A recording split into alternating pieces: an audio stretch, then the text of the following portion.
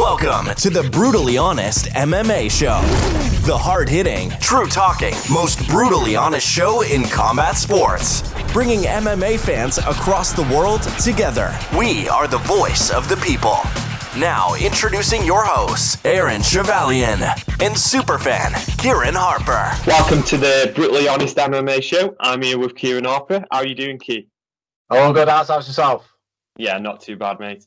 So, tell me what's been happening this week with you and Mike Perry. I see you've been in a bit of a back and forth. What they're calling me and Mike Perry. I'm all platinum. Me and platinum. What am I going to do? I've only been on Twitter for a week. Getting facts already. So, what happened there? What happened? Well, I've recently, as you know, you've set me up, haven't you, pretty much on Twitter, because I'm very good at that kind of stuff. So I've set the Twitter account up. Well, we have. Followed some people. Noticed Mike Perry is talks about his baby mum a lot. Let's say, anyway. He hates the world. He's got a proper chip on his shoulder, Andy Perry. And he's having loads of beef with pretty much the world and Till. He's having him and Till are back and forth. Which is great. It's dead funny to see, especially Till. Till's just dead light-hearted when he didn't bother, does he? But Perry takes it dead serious. So I said he's put something out. It started with Perry's selling his corner, isn't he? He's trying to sell his coaching spot, and he's been putting a lot about that on. And Darren Till's started a GoFundMe page for try and get 10k for buy the spot, and then. You take it from there. You tell me what happened. He put a different tweet on as well, didn't he? Something about Lawley, and I said something along the lines of let baby mama fight and Lawley will have his way with it, and then have his way with you after. Something along them lines, He's gonna, and he didn't take kindly to it. Barry's response was because on the profile picture, there's a picture of me and my daughter, and Barry's response was, "Is that your daughter in the pic, or are you a pedo who's kidnapped some poor kid?" I was pissing myself laughing. I thought that's a great response, and I thought, because he said she looks scared. I was like, no, she looks scared because I showed her that picture of your messed up nose. Remember his messed up nose on that fight? It was like across here, but it's just funny. I love this Danny Footy come back because he properly took it to heart. And not long after he deleted his comment. Yeah, he had a change of heart. Yeah, you can't go calling people pedos and kidnappers. I've never been so happy being called a pedo and a kidnapper. It made me nice. It was dead funny. Yeah, so we've got quite well. There's quite a bit happening this week. We had an announcement from Conor McGregor saying that the UFC have contacted him and he's ready to fight this year, possibly on the November card or in December against Dustin. So what do you make of that? Are you ready for Dustin McGregor too? Yeah, I mean, anytime McGregor's fighting, it's always going to cause interest. And it was a charity fight at first, wasn't it? And then they changed it to just going to Dustin's. Is it I can't remember. It's some form of Dustin's charity where he set up, isn't it? So what happened is they arranged it for a charity event in Dublin, but the UFC have got involved and they want bookies for the UFC, obviously, because they're going to make money. No, not anymore. So it's been the UFC have got involved and they want it on one of their cards now. McGregor said it's got to happen this year. If it's happening this year. And he gave some dates and confirmed that he's ready to go on November, December. And Dustin contacted McGregor and said, "Yeah, I'm ready. Let's do it." And so it's just waiting for the UFC to confirm it now. But McGregor did say he would give, I think it was 500,000. Yeah, 500,000 to Dustin's charity, the Good Fight Foundation. So yeah, I think that's looking like it's going to go ahead now. which is good news because I think he had this big, massive plan that he wanted to get 3 or 4 fights in this year. So it's good that he's coming back and he's fighting a top contender. It's a tune-up as well, isn't it? Really, 5, you know. And it's a fair tune-up because Dustin's no pushover, is he? Yeah. I know he beat him last time, didn't he? Dominated him really, but yeah, you know, he's a different fighter now. Dustin he is a different. Yeah, I agree. He's come a long way since then. I think a lot of the lightweight division have moved on from like 5-6 years ago. Like the all different fighters. Look at Max Holloway. Like he's a completely different fighter than when McGregor fought him. And what was the Dustin fight at featherweight? I'm sure it was, wasn't it?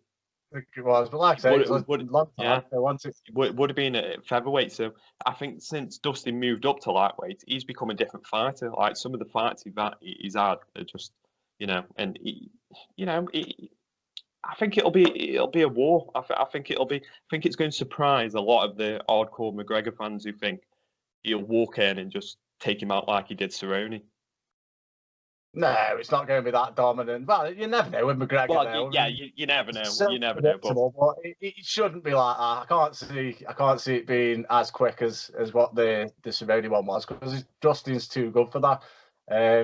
But he's so unpredictable. If McGregor predicts 30 seconds, it's probably going to be 30 seconds. He does tend to be pretty good at his predictions. Yeah. So moving on to the fight cards tonight, what do you think of UFC versus Bellator? Big rivalry tonight. Yeah, I mean, it's sort of. I mean, you can watch them all, can't you? Though, because they're not really the same times, are they? I don't think there's many clashes. No, I don't think there is. But who do you think's got the bear card tonight? Who's what you're leaning towards? Well, we're following Brits on both. And to be fair, I think the fight night's a good fight night this time out. We weren't too happy with last week's, but no, I think it's a good one. It's Marias is a. Have you seen Marias' odds? No. What's he coming in at? I mean, I can't believe Sandhagen. I mean, he lost his last fight. Sandhagen did. Marias is. I think he's something like. He's underdog anyway. He's definitely for bet on tonight. I think he's gonna get the job done. But not just that. So I think got Barboza on the card. There's a few Brits. That Tom Aspinall, he looks good, doesn't he? I mean, he's only had the one fight in the UFC, but he looks. Yeah, he's looking good. Yeah. No, I think it looks a much better card. Well, but, you did touch upon the Marlon Moraes and Corey Sandhagen. Well, just picking up on that, I'm pretty sure the last fight that Marlon had was against Jose Aldo, wasn't it? Aldo. Yeah. But wasn't there a lot of controversy over him winning it? Like, because Aldo didn't Dana give him the title shot for against the Jan after? Yeah, off the back of the loss, because I think Dana obviously thought there's controversy, but you're leaving it in the judge's hands again, aren't you? And Aldo's no slouch, is he? It's it's still Jose Aldo. He's still like one of the best competitors that there's been there. So, I mean, what do you think of all that situation? I mean, the UFC they pay for judges come in, and it's supposed to be independent, so they have nothing to do with the UFC, and they come in and they make a decision. Then the UFC just overrule it. Do you agree with that? Where do you stand on? Where do you sit on the fence on that? Like, are you leaning towards the UFC, thinking like they've done the right thing, like they've stepped in, they've intervened, but that's the process. If it's going to be independent. Sorry. So the UFC didn't give Aldo the win. No, they didn't give him the win, but they gave him the title shot. They gave him the title shot, but they've overruled. They've said, I suppose it's just like us, really. You have an opinion, don't you? Say, I thought Moraes won the fight, or I thought Aldo won the fight. Whereas, obviously, Dana and that were leaning towards Aldo won that fight. I mean, it was a close fight. It figures out the record books that Moraes won. They haven't actually overturned the actual. They haven't overturned the decision, but. Does that leave like a big, massive flaw in the UFC? If the UFC are going to start ignoring like actual records and actual wins, are they just going to like bypass like people who are winning for people who are losing just because it's a more exciting fight? I think they already do that. I think they've been doing that for years. Yeah, that's very true. I mean, That's why it's Khabib so long to get. I mean, it took Khabib a while, didn't it? Forget he's undefeated still, so it took him a while to get up to the top, just purely because of fighting styles. I mean, once he's there, he's there for stay. Then he's always going to be pulling the names, but it's always going to be excitement over a ground out, boring win. Yeah, that's very true. So, how excited are you for the British fighters tonight? Who's your favourite going into tonight? All the fights that you can see. Who's your favourite Brit on the fight cards tonight? Both cards. Yeah, over both cards.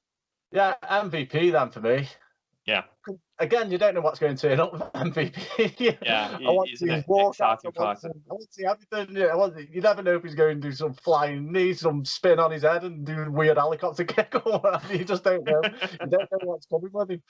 Always excited to watch MVP. I mean, sometimes I watched him once, and it was like I don't think he threw a punch all fight, and it was terrible. All the excitement was just gone, and he got the victory, but.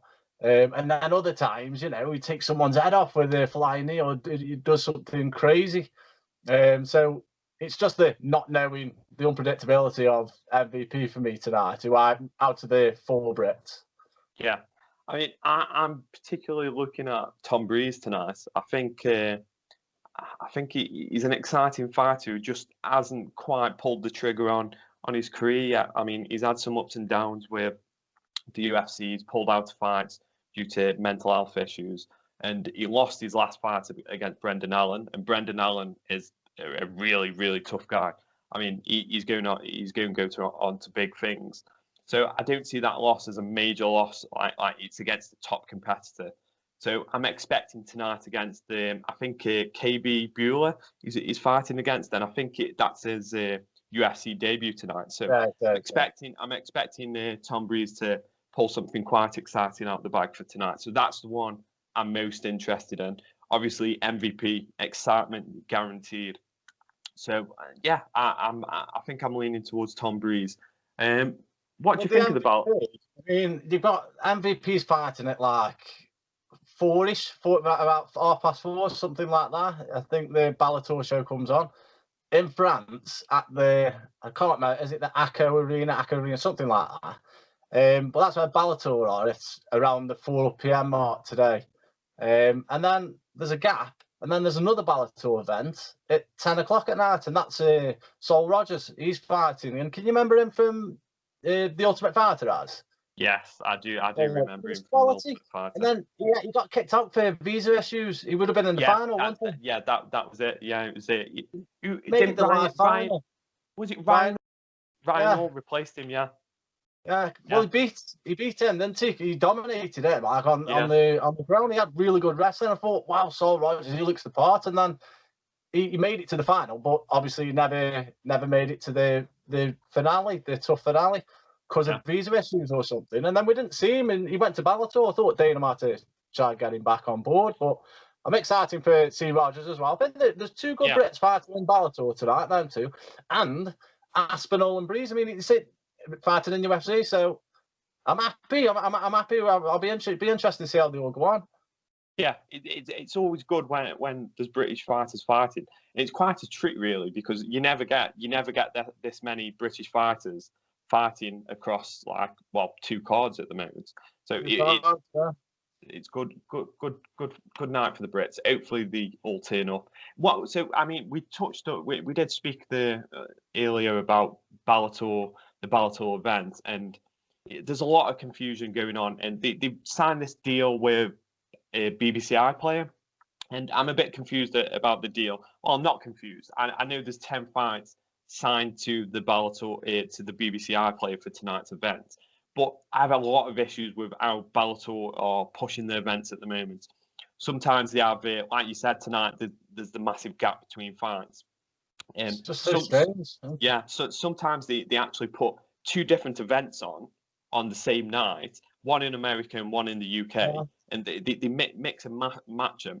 And then there's also confusion on broadcast rights. Like you'll have Sky showing some, then you'll have some on some on Channel 5, and now BBC have got involved.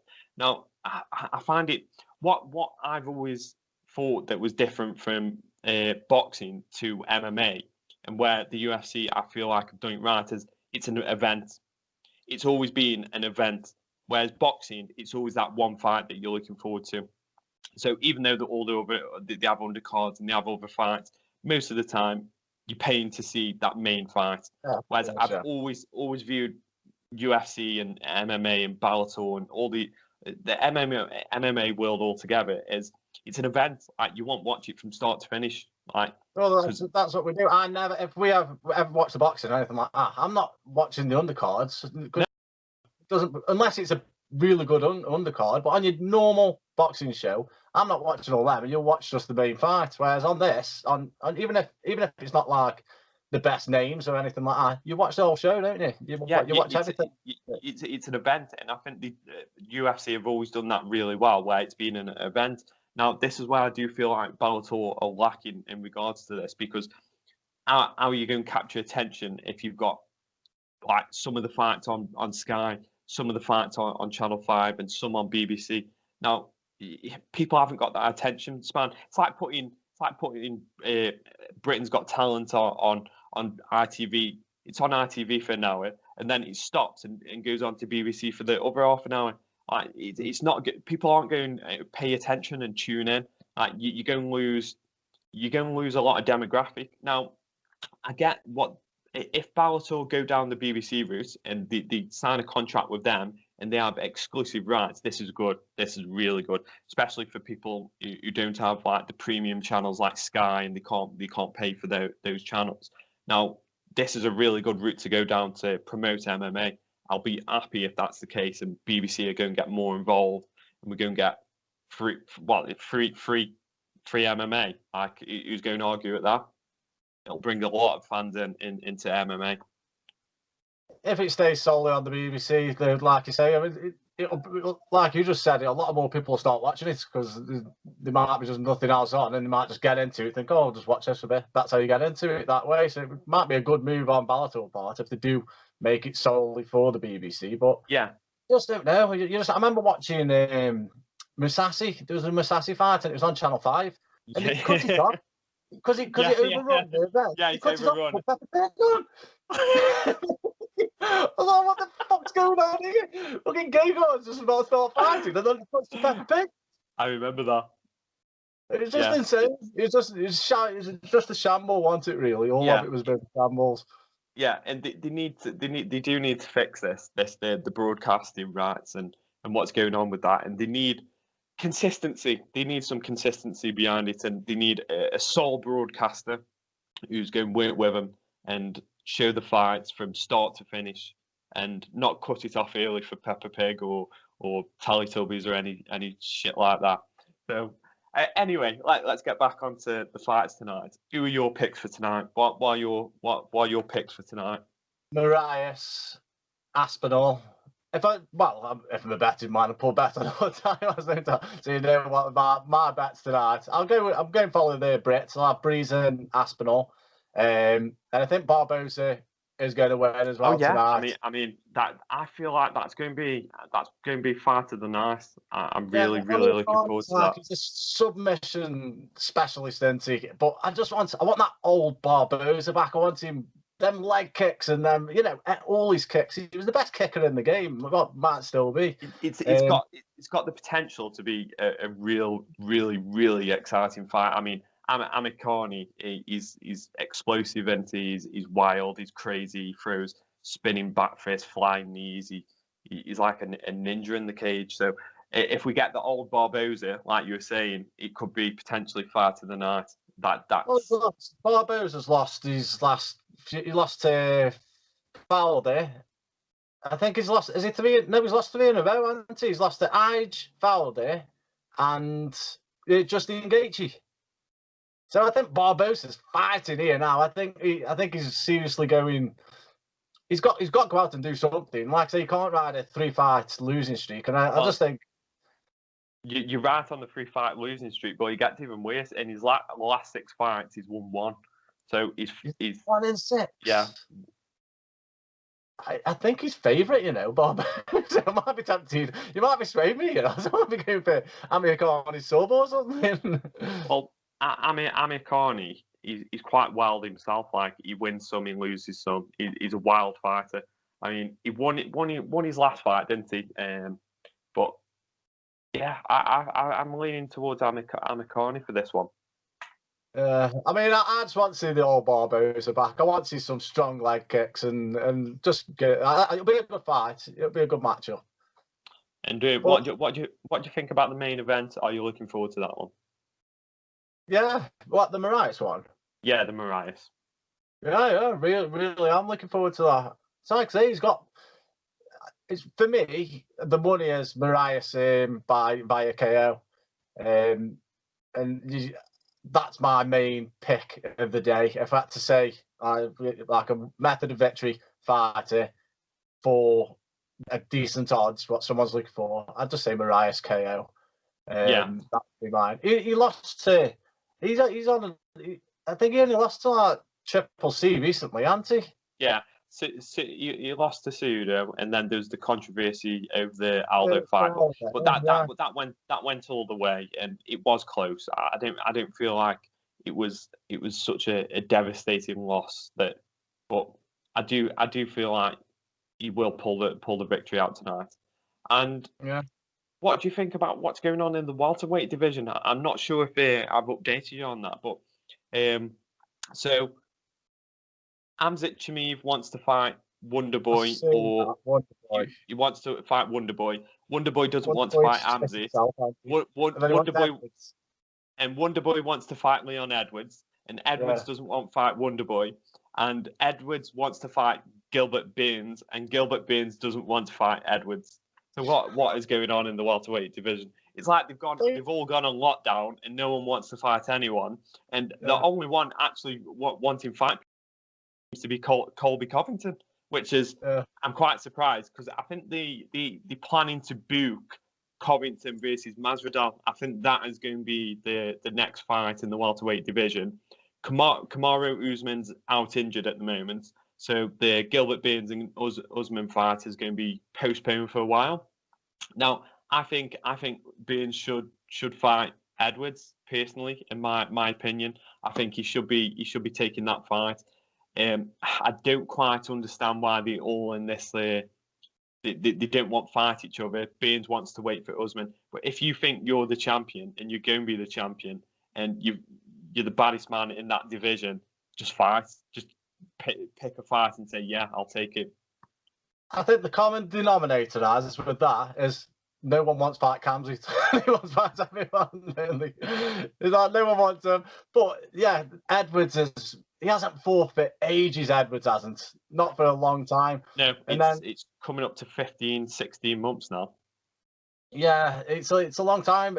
But he's on a great fight win streak, and he deserves it up there. That Burns one, what you were talking about, make that fight a number one contender. That's what happened when it was Gaethje and Ferguson. I mean, Ferguson was supposed to fight Khabib, but obviously that Khabib, I can't remember what happened, but he wasn't there. So it was Ferguson. He got stuck, didn't he, in Russia or something? And yes, that was it. Yeah. So it ended up being Ferguson and Gaethje. Ferguson lost his when losing to Gaethje, he lost his number one contender. But they still fought, because that's what you have to do. So the champ's out, you fight. Yeah, Burns might have had that fight with Usman, but now Usman's out, you've got to have a number one contender fight, and that opens it up for Edwards there for me. Yeah, and throwing an interim belt, and then you've got some more interest in the fight. I think for Edwards' position right now, he just needs to fight. They either need to work on the Burns fight. And if Burns is really unwilling, he needs to go for the Thompson fight. He can't sit out and make it nearly 2 years without a fight. Yeah, Thompson's a good name. I mean, just make a fight happen. Like if the Burns fight is not going to go, then just fight Thompson. Get your name out there, because he's always struggled. He's doing stuff on Twitter. I've noticed Edwards has been like putting a few things on Twitter and stuff. But yeah, push for it. You've got to go for it now, haven't you? But I've noticed, like I say, when I've been, because I've been on it this week, and I've like with Twitter and stuff, and like getting used to it. I've been following Izzy, Izzy causing trouble. Oh yeah. Oh, I mean, we haven't even touched upon that. I mean, since Israel Adesanya beat Paulo Costa, the very next day, Aaron Jones started this Twitter battle, and they've been going on. And I think we're on day 15, 16, 18. I don't even know. I've lost count, but they're just constantly going at each other. And I must have missed loads of them because I'm trying to watch them. It's like I'll go on. I'm like, fucking hell, what has he been saying now about Bones? And he keeps calling him Jonathan. Yeah. You don't know God, Jonathan. You don't know God.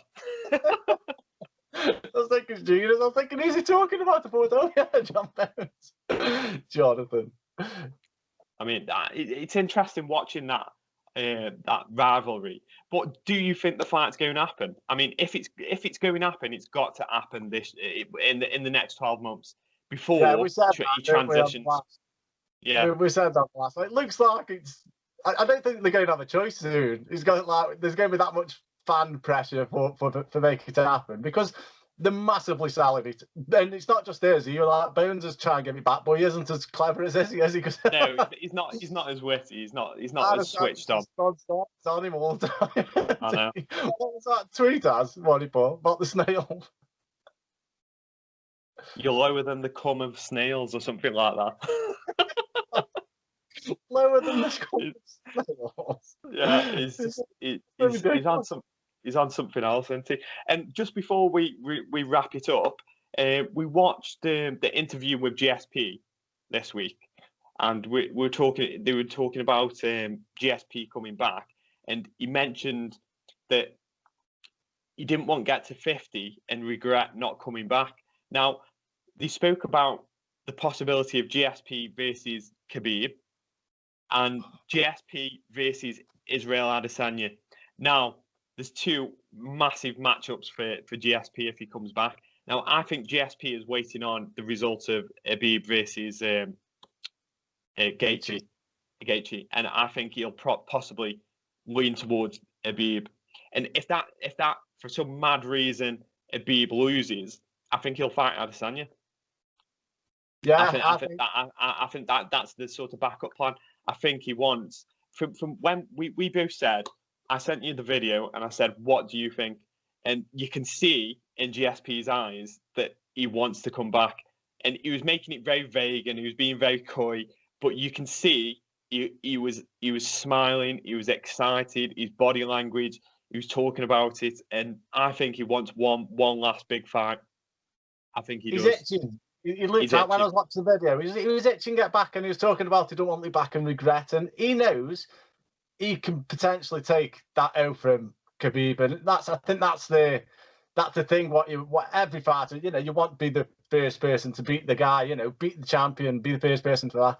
Now, the longer it goes, the older GSP gets, and it's like he said himself, he doesn't want to wake up at 50 and think, do you know what? I could have handed him his first there. That could have been me in the record books. And can you imagine him coming back and then beating Khabib?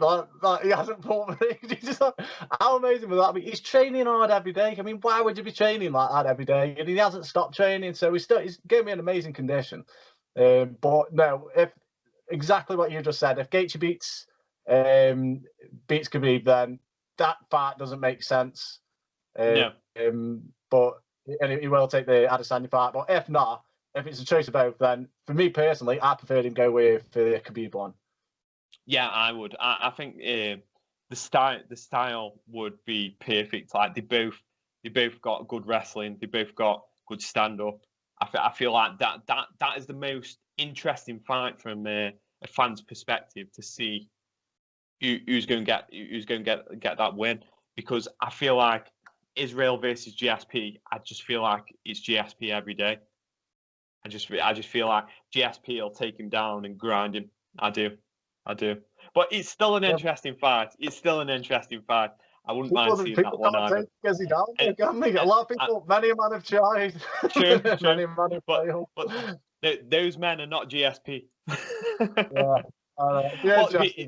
What would be good, what would be very interesting is off the back of the Khabib fight, if he does fight Khabib, and then he goes and fights Adesanya. Now that would send shocks through the MMA world, and you'd go down as the greatest fighter of all time. And I think GSP needs this because he never took the Silva fight. Yeah. And I think this is something that he's regretting. I think it's something that's sitting with him, and he's thinking, I wish I took that fight. And it was talked about for many years, and it just never happened. And I don't think he wants to do the same mistake again. I feel like unless Gaethje upsets the party, and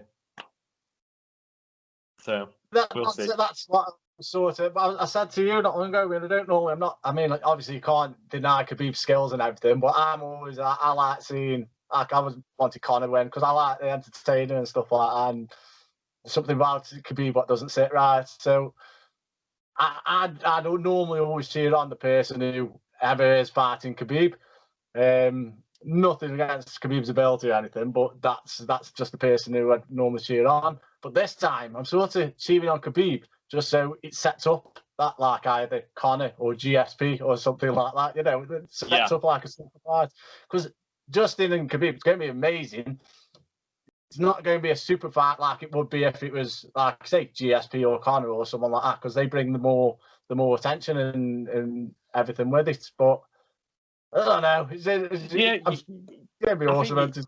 You made an interesting point there, because I didn't actually think about who I would want to win.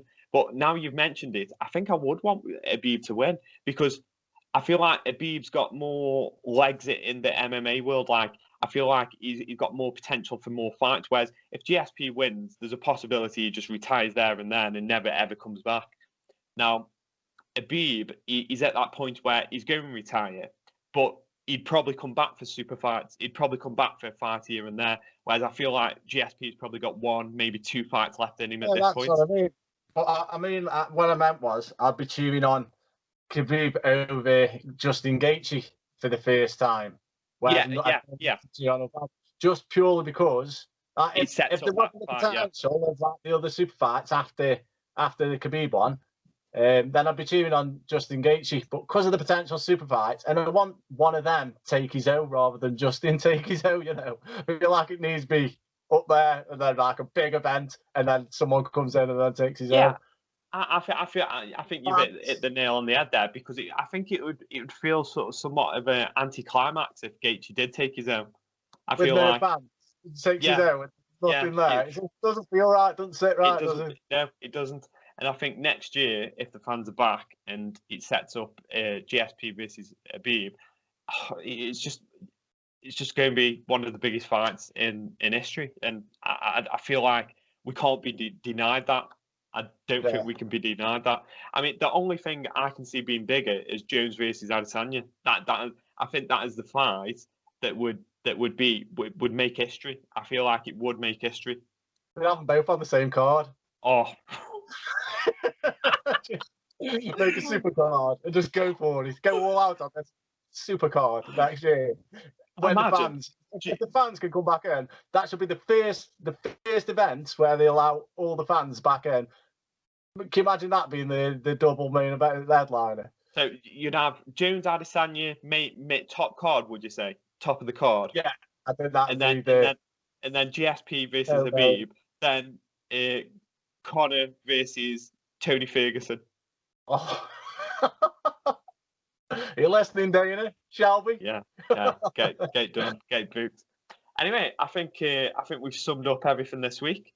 So let's leave it there. And don't forget, everyone, fight fans, like, subscribe, follow, and until next time.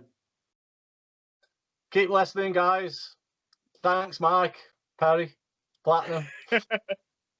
This is to you, Perry.